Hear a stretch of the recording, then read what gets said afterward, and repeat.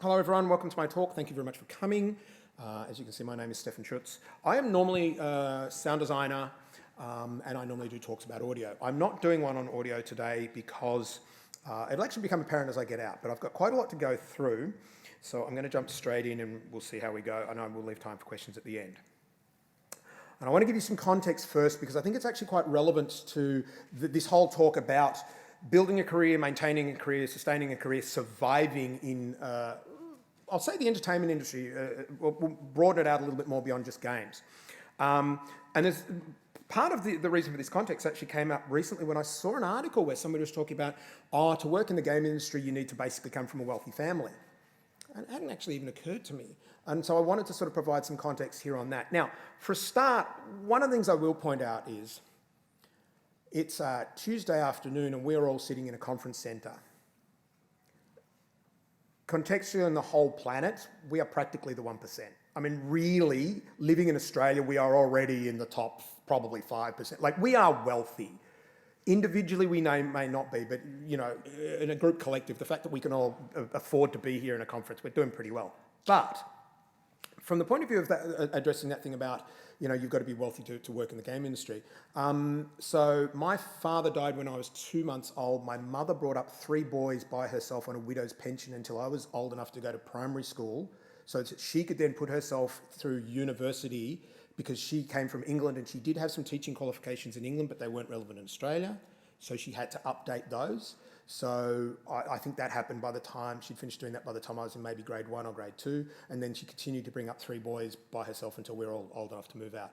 And also because of her partial qualifications, the amount that she was getting paid by the education department was not very much. So I grew up in a very ordinary suburb, went to a very ordinary high school and primary school.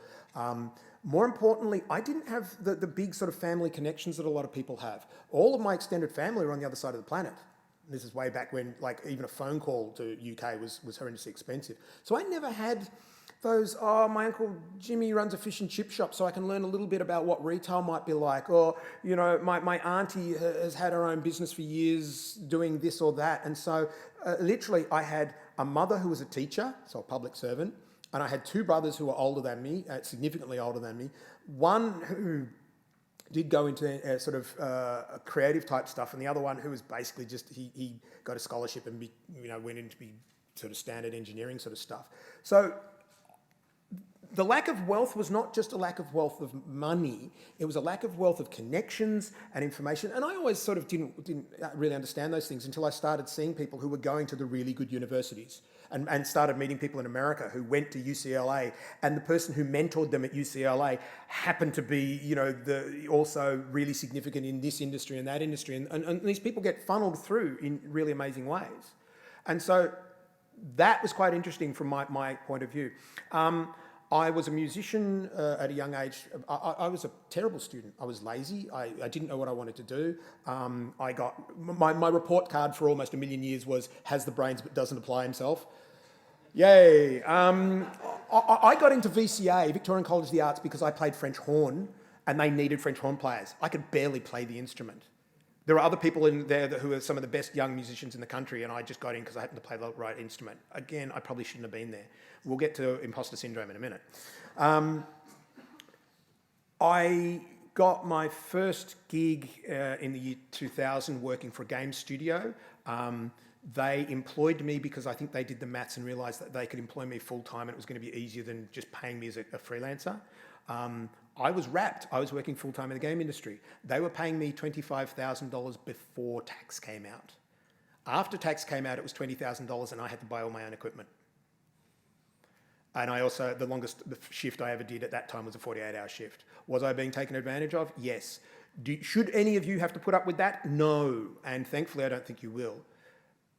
But the flip side of that was that the second project I ever worked on was a Jurassic Park game, and I got to write the first fully orchestral score ever written in Australia, and it was recorded by Melbourne Symphony Orchestra.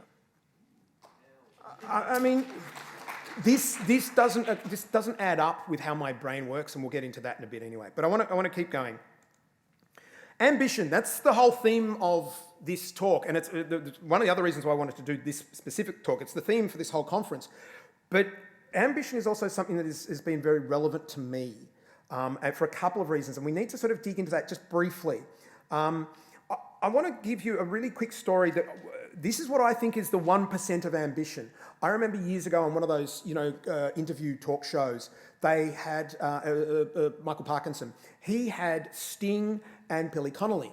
And he was talking to them about various things. And I don't remember any of those shows. I don't remember seeing any of other this, and I don't remember anything else said in that particular episode except this one point.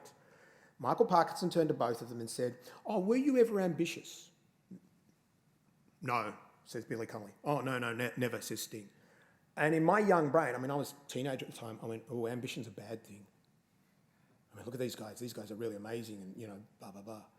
The point is, when you're Billy Connolly and you're Sting and you're that successful at that age, you don't bloody need to be ambitious. And this is not a criticism of their skills. They are both incredible. Sting just makes me cry. He's so talented.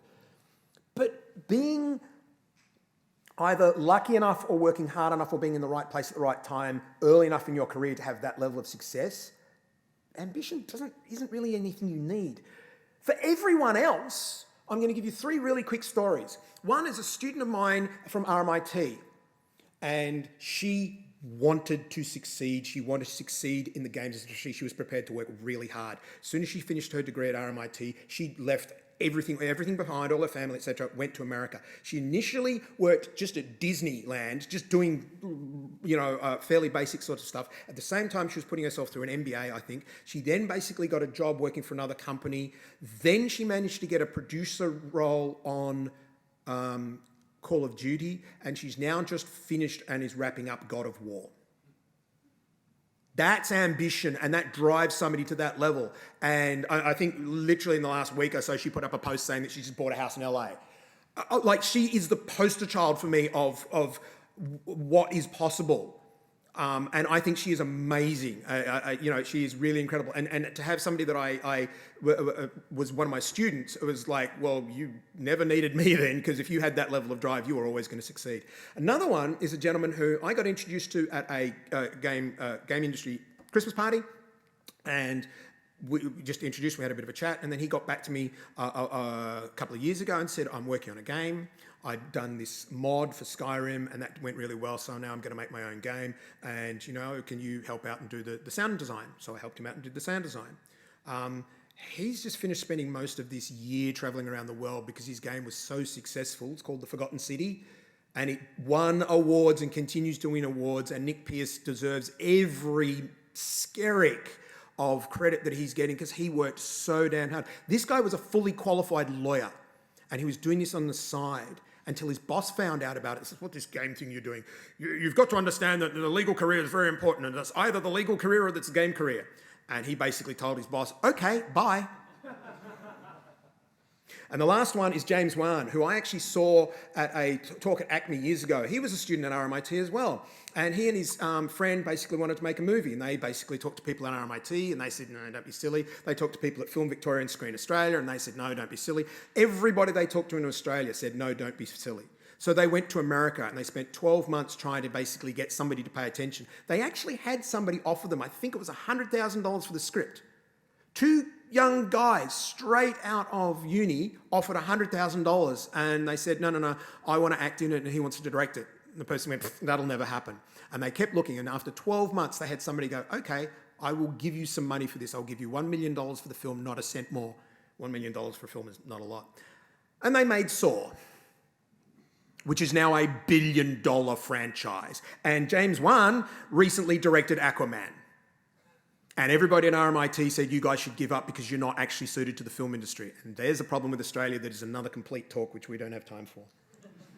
All right, there is so much to talk about today. I'm not going to go through every one of these things individually, but I'm going to touch on a lot of these things because they are all relevant. What I'm trying to do is pass on the fact that I've been doing this for 23 years and I've had some really good things happen. I've had some really bad things happening. And I'm trying to sort of help some of you avoid a few of the pitfalls. I consider my life, I gamify my life. I spend my life mostly avoiding the main quest line and doing all the side quests. Because like a lot of games, the main quest line's a bit lame, and so I'm really, really focusing on the side quests. And so I'm going to help you maybe notice some of the side quests that you're potentially missing. Success. This is basically, I guess, what we're all sort of talking about in general and what we're trying to do. What the hell is success? And I'm really, really serious on this. Have you thought about it? Have you defined it for yourself? And I actually, before we go any further, I legitimately need to know this. What is success? So I'm going to be really, really nasty and put somebody on the spot. You, gentleman in the front row, because you were talking to me before. Give me an idea of what success is. 5 years from now, you are successful. What does that mean? What's happened?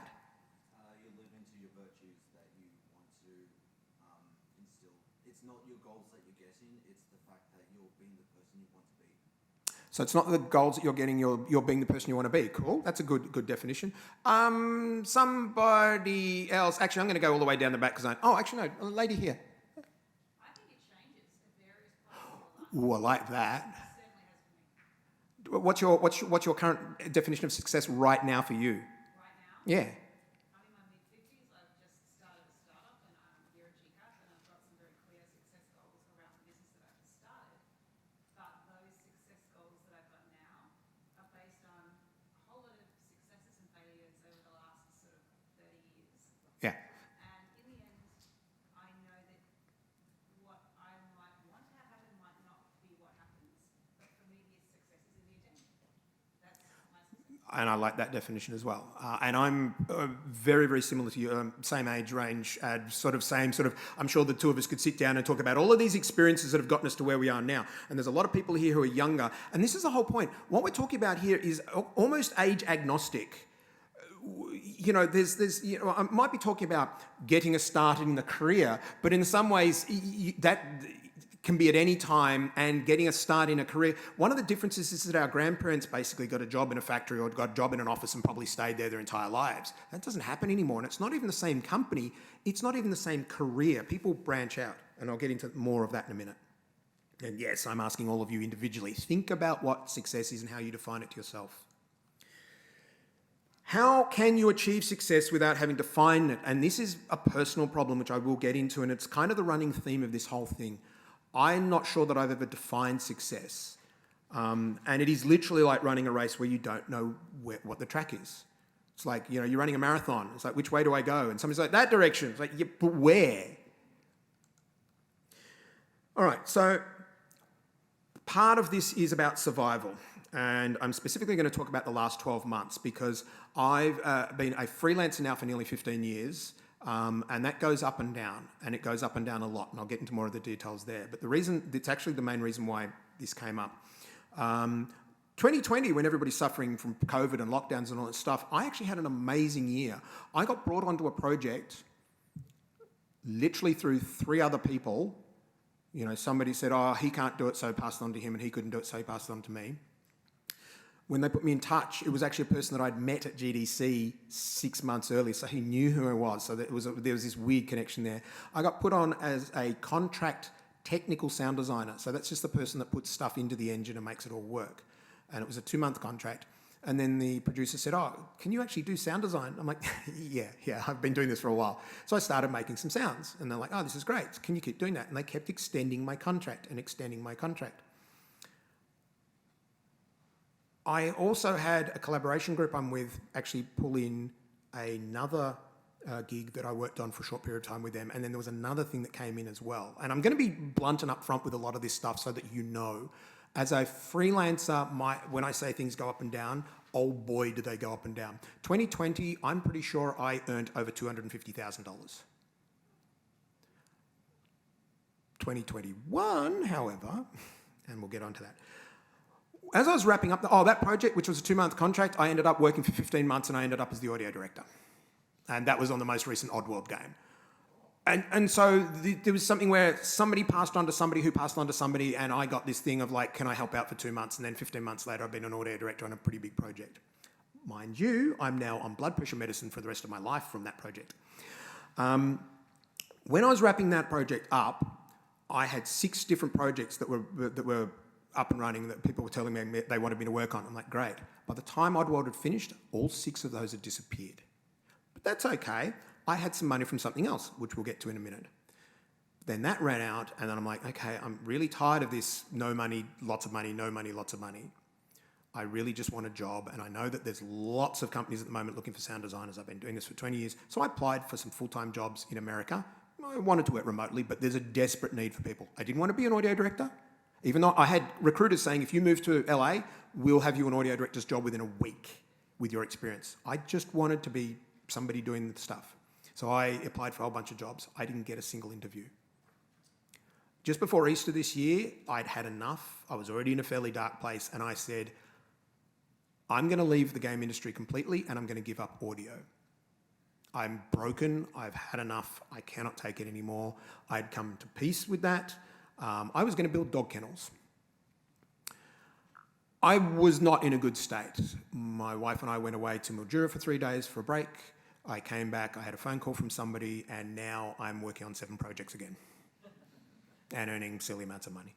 This is why we want to talk about survival, because the interesting thing here is that the gigs that I've talked to you about so far, they talk about networking, and they talk about going to conferences and doing talks, and they talk about this and they talk about that. Most of the gigs I get is because an audio person has said, I'm not available, talk to Stephan. And I'll get to more of those in a minute.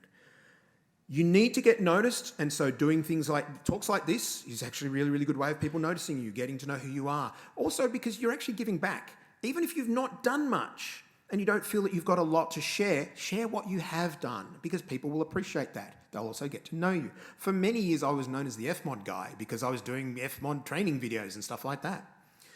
And then there's the whole being worthy. We will dig into that in a bit as well. Education. Education's an interesting one. And sort of people talk about doing degrees, and as we talked about earlier on, doing a master's degree to get a job in the game industry. No, you do a master's degree if you want to sort of look into things more deeply, but doing higher education like masters and PhD is not going to get you a job in the game industry, or hardly ever. What education does do, though, is it basically will give you an instant network. There have been really successful game projects that were basically just quite literally a bunch of kids at uni working together, and then they went, hang on, we can actually turn this into something, and then it's become a serious game.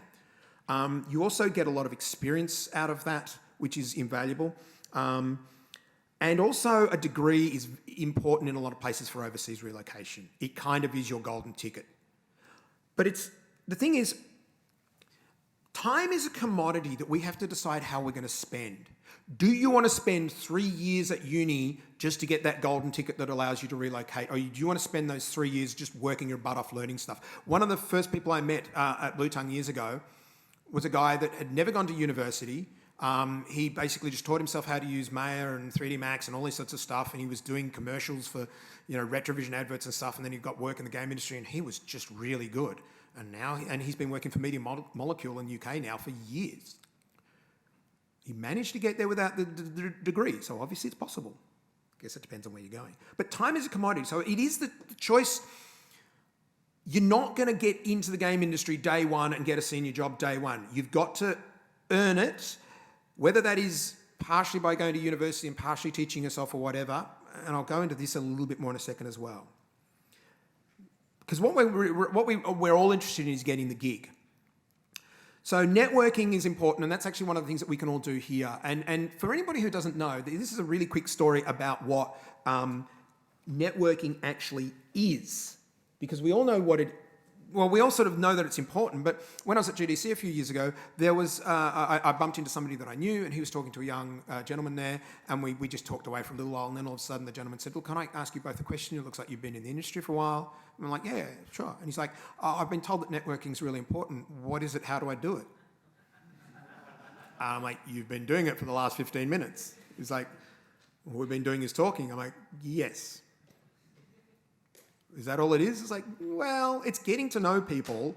It's not looking hungry. That's probably the main thing with networking to avoid. Don't look like you're about to beg somebody for a job. But apart from that, just get to know people. That is how I've gotten so many gigs, just by getting to know people.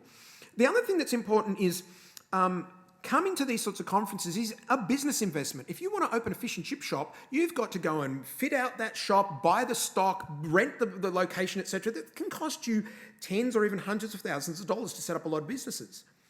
So being expected to fly to GDC and spend sort of 5, 6, 7 grand on a trip to GDC and a ticket and a hotel and everything like that, if you can't afford that, you're not investing in yourself, and maybe you need to go off and do something else and save up your money before you can. For anybody who's ever opened a business, quite often they will work a horrible job for years to build up enough money to open their hairdressing salon or their fish and chip shop or their dog grooming business or whatever. So, you need to invest in yourself. Excuse me. I talk very fast and the wind going past my throat dries it out. All right, we need to keep going. Branding. You are a brand. Do not forget that. Hungry Jack's, McDonald's, Ford, Tesla, whatever your name is, you are a brand. Act that way. No, I'm serious. Act that way. Don't think I'm not big enough to be a brand. You are a brand. Act that way. John Williams is a brand. Hans Zimmer is a brand. Steven Spielberg is a brand. Act that way. Okay, required sacrifice. And here's the thing I'm talking about with the time thing. So I'm going to give you, I spoke at a conference in LA years ago, and I knew everybody on the panel except one. And we're all introducing ourselves, and then it got to this last gentleman who was fairly young. He was like 21, 22. He said, yeah, my name is Brennan, and I am fairly new to the industry, and I wanted to work in the industry, so I taught myself how Unity worked backwards and forwards. I taught myself how Unreal worked backwards and forwards. I taught myself how Fmod worked backwards and forwards. I taught myself how Wise worked backwards and forwards. Those last two are audio programs for anybody who doesn't know. And I now work at Disney. That statement needs to be put on a T-shirt. I'm serious. He put in the time, and at 21, 22, he's working at Disney. Right? That is a required sacrifice. There are no shortcuts on the knowledge that you need to do these jobs. Nobody's going to hire you just cause. You can be as passionate as you like, but unless you've got the skills, you're just not going to cut through. Because the problem is that Brennan exists. He's a bit older now, but all of you, beware. Brennan is one of the level bosses. You have to be as good as or better than Brennan, because otherwise Brennan or his clone will get the job instead. And that's the point. You are competing with level boss Brennan. So that's what the required sacrifice is. You have to do the work to get at least the skills and have somebody notice who you are. Side gigs are the things that have saved me so many times. And I think I didn't realise it until I just had one come along, and it was just the most bizarre circumstances when I was working my first studio job and doing those horrible hours. And somebody approached me who'd worked there and said, oh, well, you did the sound, you're doing the sound there, and I used to work with you. We're working on a mobile phone game. Can you do some sounds for a mobile phone game? I'm like, sure, I guess. And so, I'm like, this is really old, like the very first colour screen mobile phones where things are just going bleep, bleep, bleep, and they're triggering off MIDI sound cues.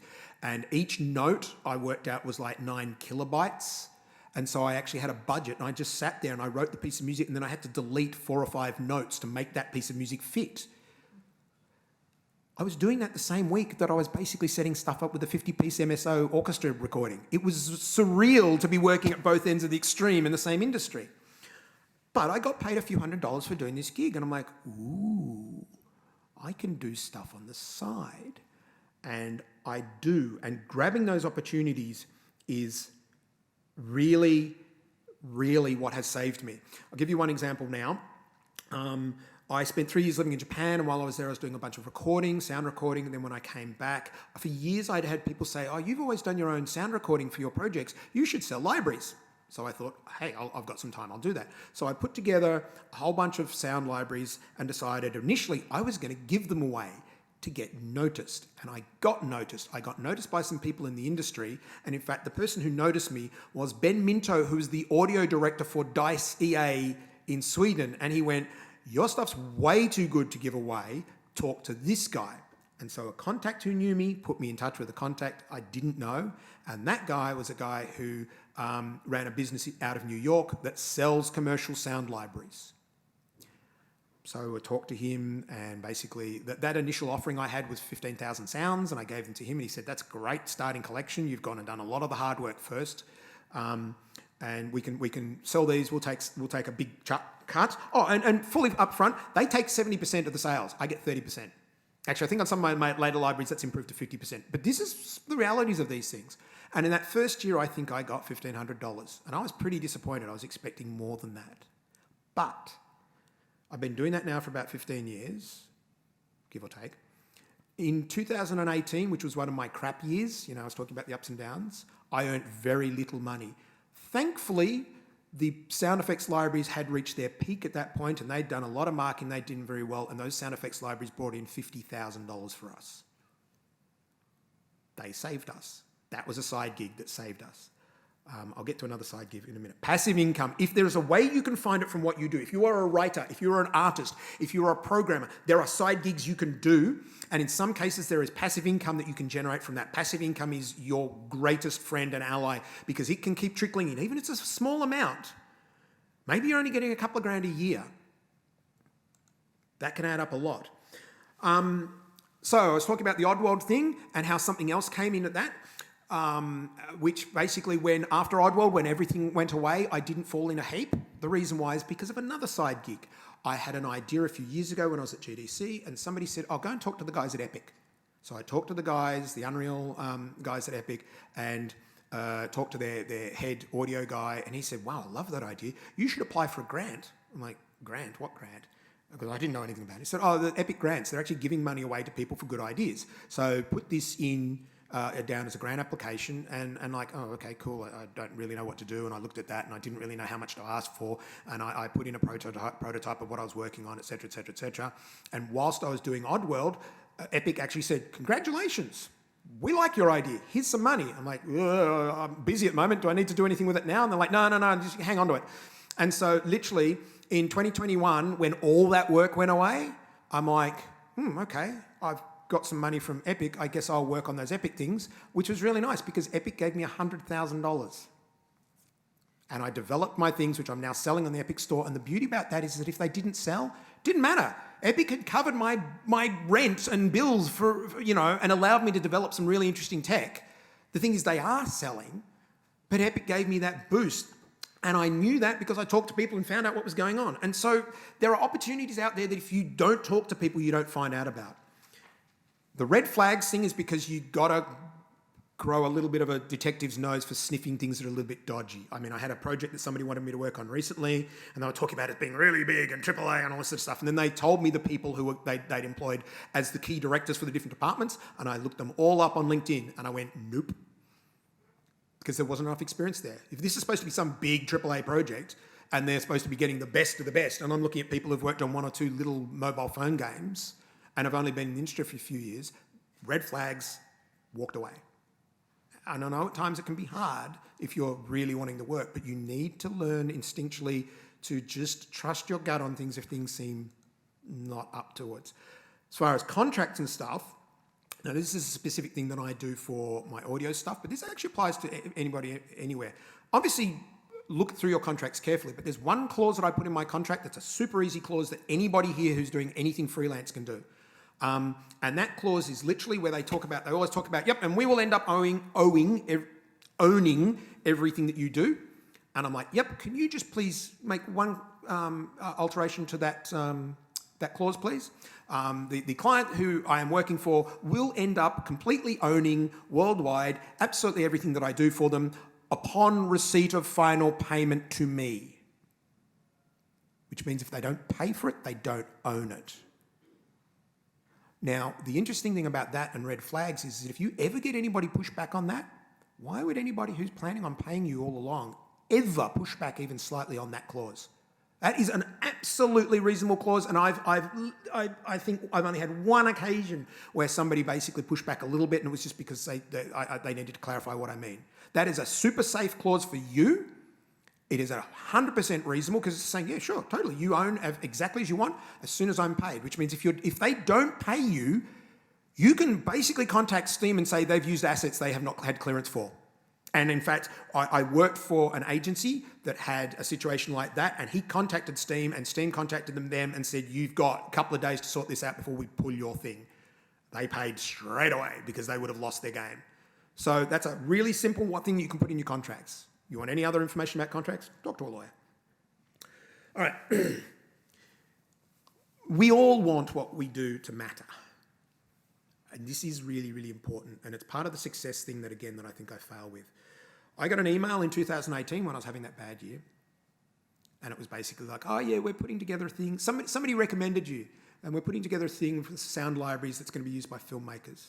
I almost didn't answer the email because for some reason the mindset I was in, it felt like it was being written by kids. But I wasn't doing anything. I was like, all right, well, I'll talk to them anyway.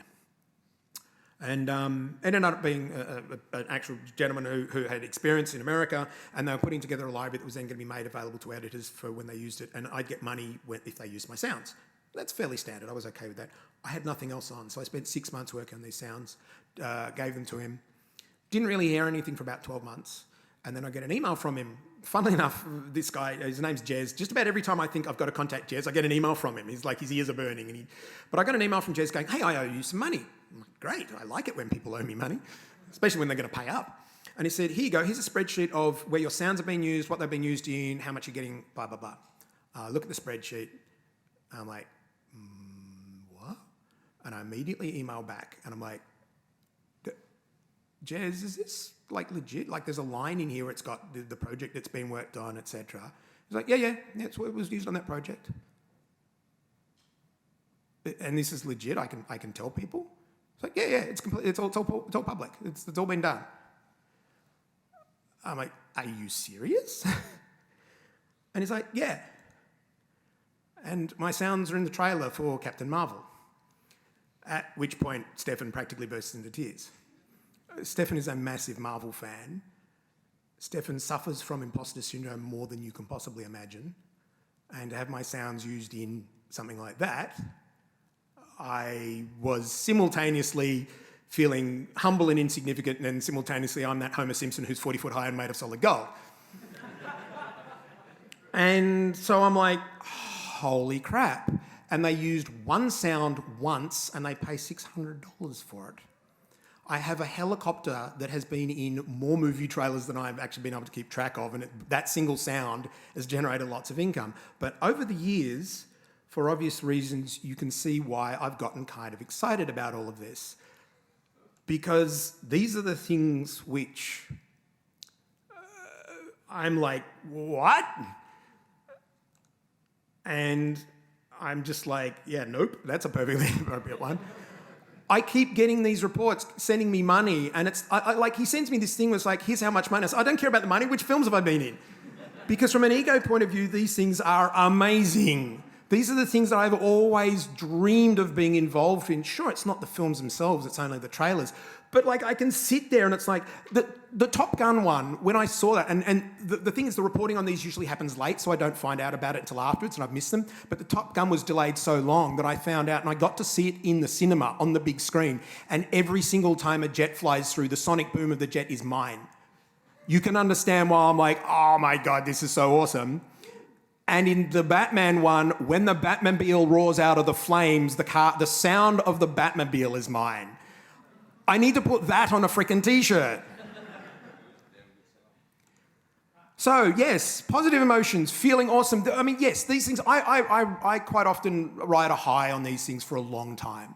They are amazing. It makes me feel really, really good. As I said, I care more about what movies I've been attached to than the money. The money's great and all, but it's like Christmas every time I get an email from Jez like, oh my God, what movies have I been in? So yes, I feel amazing. But, and here's the problem.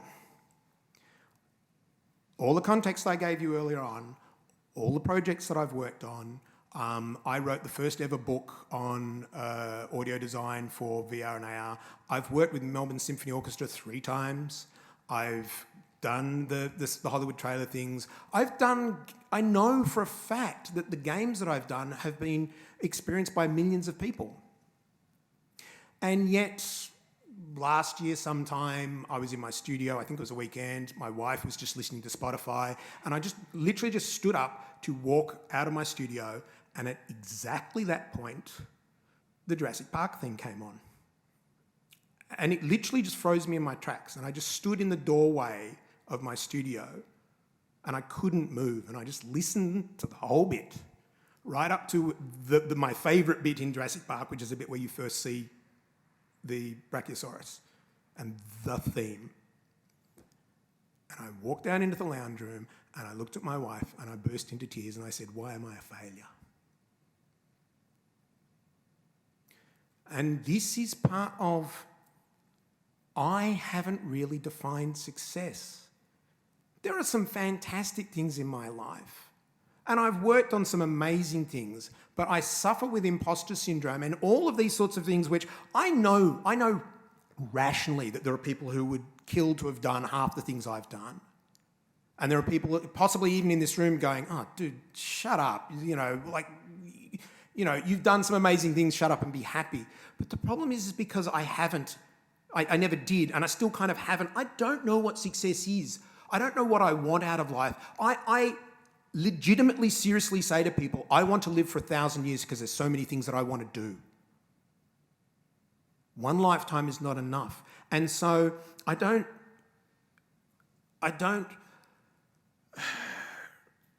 acknowledge the successes that I've had enough, and I'll downplay them. And my wife gets so tired of this. It's like, for God's sake, shut up. You've worked on this and this and this and this. And I'm like, yeah, but I haven't. My bucket list is I want to work on a Star Wars thing. I want to work on a James Bond thing. I want to work on a Star Trek thing. Have I ever actively tried to achieve those things? No. Well, then, Stephan, shut up. But it still doesn't stop, even after over 20 years of doing this sort of stuff. And I'm saying this purposely so that all of you know, all of you who are struggling with getting depressed and feeling down about this sort of stuff, I'm sorry that may not go away, but even people who've been doing this for ages and have worked on amazing things have these problems. So you are absolutely not alone. But all of these things are involved as well, and that's great. Like, I've seen some people here who I haven't seen for years who is very, very happy to see face to face. Like, I see them on Facebook or whatever. I'm working. I mean, like I said, I'm working on 2 projects at the moment. I'm working with League of Geeks, which is an amazing team, and they've just announced one of their projects, which is incredible. So it's a hard thing. It literally is. It feels a little bit like, and I suspect I've never been diagnosed, but I suspect I probably suffer from some level from some sort of depression, because there are times when I'm up here, but there's definitely times when I'm down here, and it feels like that roller coaster. But part of all of this is you need to care and nurture for your creativity in more ways than just getting the money and getting the gigs, etc. And I'm going to give you one really quick story. My wife, who's a writer, actually worked for Aurora 44 on Ashen for a while, and she actually went to New Zealand for 9 months. She was living in New Zealand for 9 months and I was back here. That was 2018 when I was having a bad year. That did not help. But at one point, I saw this email come up about there's going to be a concert. And I contacted Anna and I said, there's this concert on which I really think you'd enjoy. And I sent it to her and she said, oh, I am so coming back for that. So she basically came back for the weekend.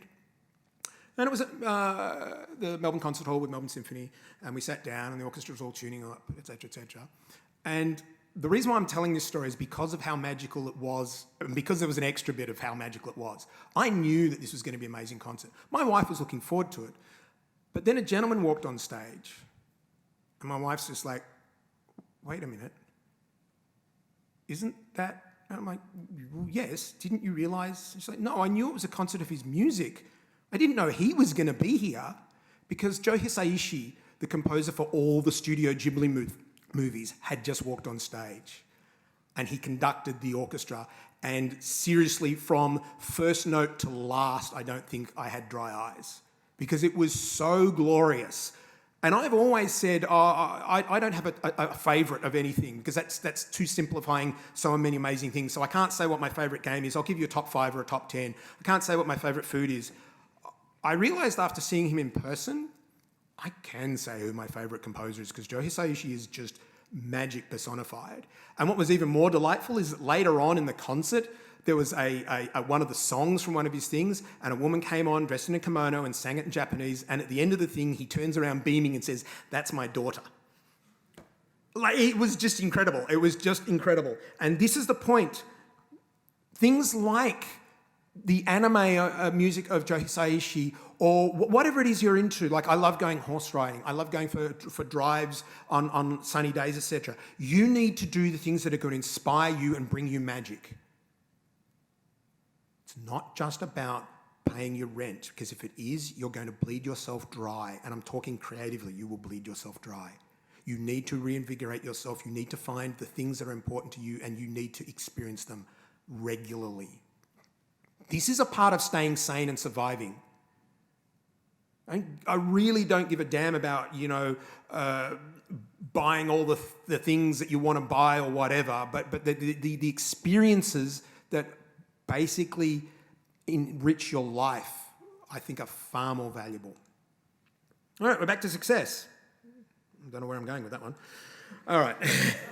It's a reminder. Optional sacrifices. When I did all these Melbourne Symphony Orchestra things, etc., that was in a stage where not many games were using real orchestras. I could have basically gotten a plane and gone to America. Probably would have done my career well. I decided not to do that because the thing that was most important to me is the woman I'm now married to. I stayed for family and it was the right decision. Tactical sacrifices. I decided a few years ago that I couldn't compete with the level of composers that we have in this industry. There are some amazing composers. I am not a composer anymore. I'm just a sound designer. It hurt like hell because I love music. I'm not good enough. That was a sacrifice that I chose to make for the sake of my career and running my business. And this is part of being strategic and being honourable in the way you be strategic. Don't get to where you want to go over the corpses of other people, please. I shouldn't need to say much more on that one. Physical health, we're going to go there super quickly. Very, very quick example of how physical health and mental health are integrally linked. I was in the army many years ago. For 5 years, I was in the army and I went through standard basic training. It was hellishly difficult. For most of the first half, we were just in one area of the training facility up in Wagga Wagga. And then one day we went for a long run, like a 10-kilometre run. And we started in the main area and then we went up over this hill. And then all of a sudden, there was all of the countryside of Wagga that opened up in front of us because there's this line of trees, so we couldn't see that. And we're at the top of a hill. And I'm just like, oh, this is just beautiful. There's like green trees and blue sky and lots of Patterson's curse. And it's just really, really lovely. And I just realised that I'd basically been running for the last 10 minutes with a giant grin on my face and I'd not been paying any attention to how hard the running was. And I was like, ooh, I've just learnt something. I now run with music all the time and it helps massively. And all of a sudden my corporal was like, Schütze, what are you smiling about? Because apparently I was running along with a big grin on my face and I just turned to him and smiled and said, nothing, corporal. But he gave me this wry grin that I think he understood that I'd learnt something. I go for runs because me doing a run, listening to music, helps my mental state for days. So look after that. There's this whole thing of I need the gig, but it feels dodgy. This is going back to the red flags thing. I understand that you might need to pay the bills and you might want to get some recognition and you might want to get into the career. But there is a balance. Be careful about that. Don't take something that is going to rip you off, take advantage of you, or damage your mental health or your physical health or your emotional health, because then you're no good to anybody. You're better off not doing the job. Yes, I did get taken advantage of, but there were lines which I drew in the sand that I pushed back on. Again, back to the whole idea of a run. You need to basically be fit and healthy to do it, mentally, physically and emotionally, but you also need to pace yourself. And the injections of magic and other things that give you relief are important. I'm just going to put that up there.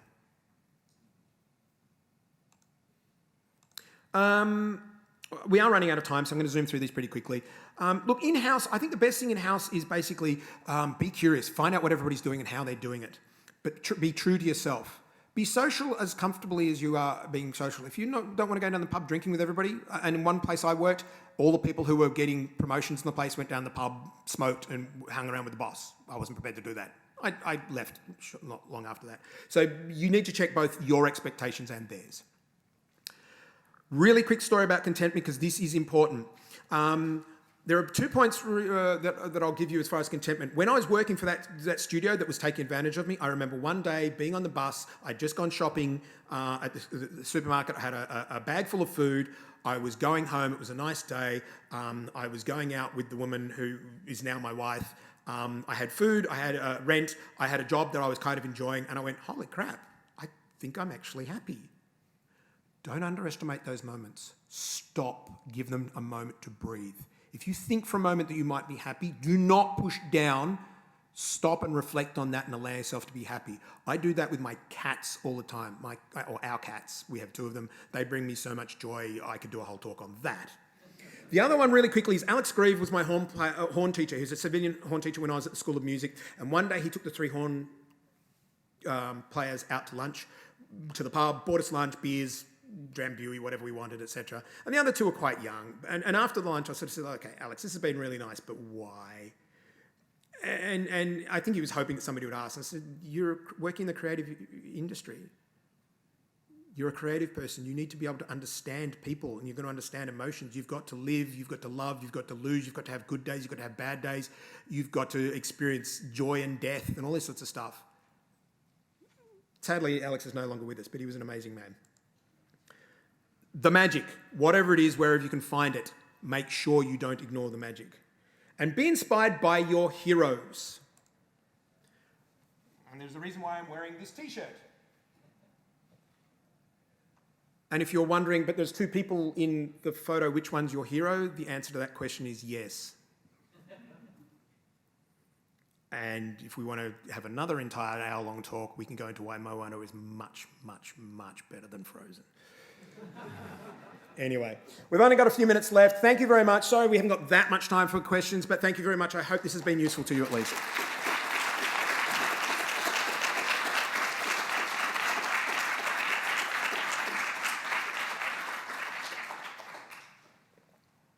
If anybody has any questions, yell. Otherwise, school's out. You can all run off and go and have afternoon tea or something. Yes? You said that you are on medication. What would have you done different during that period of your life, or told yourself? You know how you said you took on a project and you're now on... Well, I'm now on blood pressure medication because that was so stressful. And obviously that was part of getting older as well. There were things with on that project that I would not tolerate anymore. You know, I would literally walk away from a project like that if I had a project. If I sniffed that the project I was on was heading in that direction, I'd bail now. Well, what's the point of getting paid lots and lots of money if it's putting me into an early grave? Remember, I want to live for 1,000 years. I need to be careful. Yes? So a bit of context first. In uni, I always wanted to work in the AAA industry as a game programmer. Yep. And a year ago, I finally achieved that. But then I noticed the goalpost immediately shifted from junior position to senior position. And my question is, how do you be complacent but also be grateful for your past successes? Because I feel like it being like that for a year now, it feels very normal, and I find it hard to be grateful, which I feel bad about because I know that I'm in a very privileged position. Our world in general sucks at the moment. I heard a thing on the radio this morning that they're saying that under like almost preteen age children, more so girls than boys, are suffering from depression and stress from screen time. What the are we doing to our society when literally TikTok and Instagram and all this sort of stuff is basically making... I literally had a psychologist friend of mine point out a family that looked like the perfect function, like 6 kids or whatever and 2 parents and everything looks wonderful and everything like that. And he said every single one of those has had suicidal tendencies. When I was 10 years old, I was playing with Lego. I didn't give a damn about anything. We couldn't have afforded for me to have a phone. In some ways that would have been... My point there is it doesn't sort of answer your question directly, but the problem is there's so much that's toxic. Don't expect yourself to find what all the answers are. You can only do the best that you can do for others and for yourself. The goalposts will always shift, but be careful that they're not being shifted by external factors of, oh, well, 5 of my friends are now directors in their department, so I guess I should do that. Should you? I don't want to be an audio director because an audio director is a management position. I just want to be a mid-level sound designer that gets to do cool stuff and create cool stuff. I went into being a creative person to create, not to manage a team of people. And we've got this weird thing that for some reason, the person running the company and their directors who are running the departments are automatically paid the most because they're seen as being the most valuable. Are they? If you've got some gun artist who is defining absolutely everything you're doing and their contribution to the project is more than potentially the art director, maybe they should get paid more. This hierarchical system is deeply flawed and we do not have the time to go through that. Any other questions? Yes? So, I have a friend who said that the reason neither of us have achieved anything is because we didn't have enough passion. And you were talking about the story about the drove herself to get that position she wanted. Yes. And I see that as like as passion. Like they're very sort of similar. Right? That- And I was wondering like the difference between like passion, discipline, motivation, and ambition, and how you. There is an interplay. Look, I've had a lot of people describe me as very passionate.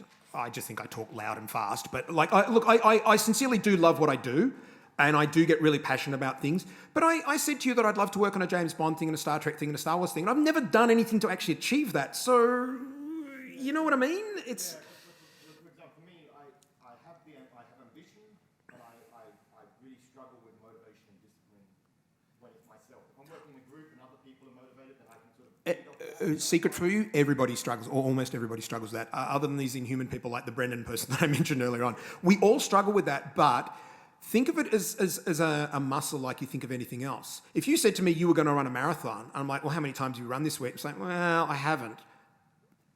Are you really going to be running a marathon? And that's kind of, again, using those analogies, they hold true. I mean, if you're not doing the training for the marathon, you're not going to run the marathon, or at least you'll run the first 100 metres and then go, oh, I'm done. And that's the whole point. There are some things that you can achieve with your industry. One of the main reasons why I've gotten the things I've got today is because I keep asking bloody questions. I keep sticking my nose in. I keep saying, hey, that looks interesting. I'll follow up with that, pull somebody aside and say, hey, what was that thing? Oh, grant. Oh, how do I do?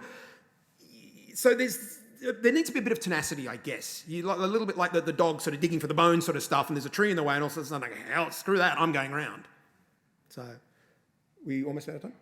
Okay, so if anybody else has got any more questions, you can just come up and ask me while I'm packing up or even outside. But again, thank you very much for attending. I hope that this has been valuable to you. Thank you, everyone.